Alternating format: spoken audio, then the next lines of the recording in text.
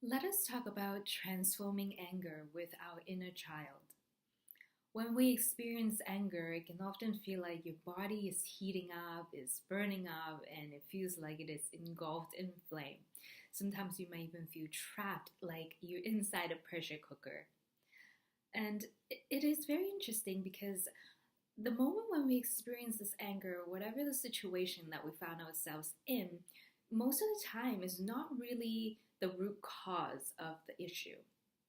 Whatever is happening, whatever we're dealing in this moment, is a signal for us to look deeper within, to ask ourselves, is there a part in me that is deeply hurting, or is there a part of me that is suffering?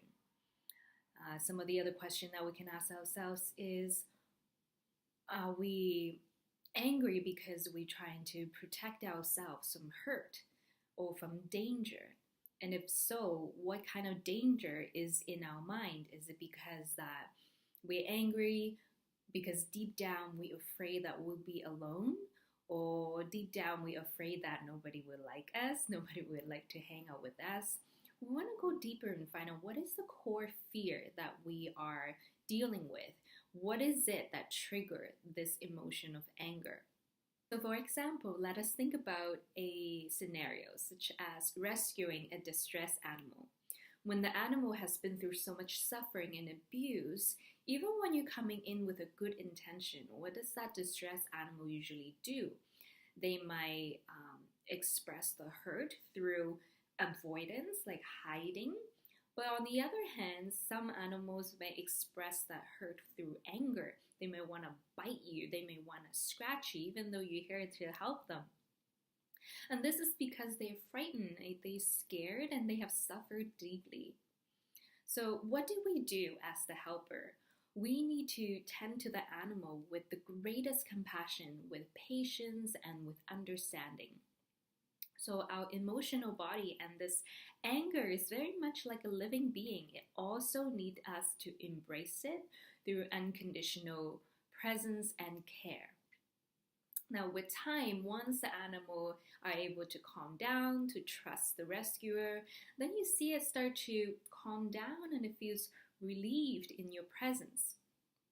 And once it calms down, you're able to get a closer look with that rescue animal and say, oh, maybe it was hurting because it had a broken bone.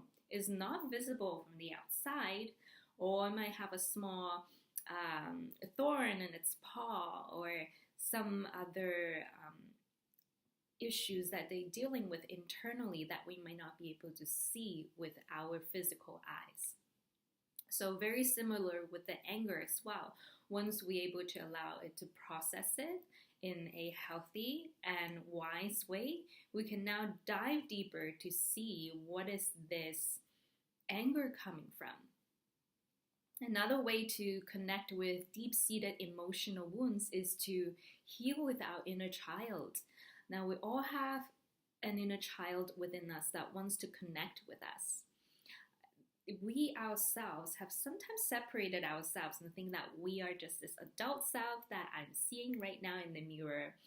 But there's a deeper aspect of us, the inner child, that is looking for our attention, looking for our love and care.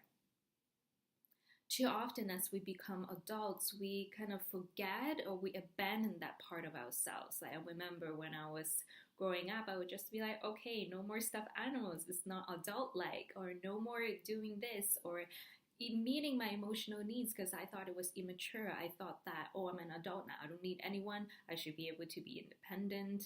But I was wrong. I actually now realize that emotional needs is one of our basic needs, just like water and air. We need connections. We need to feel belonged. We need to have human interactions to feel fulfilled and happy.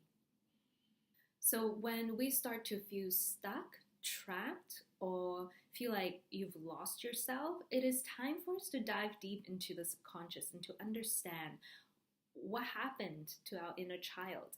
Instead of being the adult self asking us, what is wrong with us? How can I fix myself? We need to go in with a higher perspective and a more compassionate perspective and ask, What happened to us? What did I not resolve in the past that I can now use this trigger, use this experience to lead me back to that time where I was still hurt, where I was that little child who's needing my attention, needing my connection. So we need to reclaim these lost aspects of ourselves in order to find true healing and peace. We must learn how to witness our anger and to find the root cause of that anger.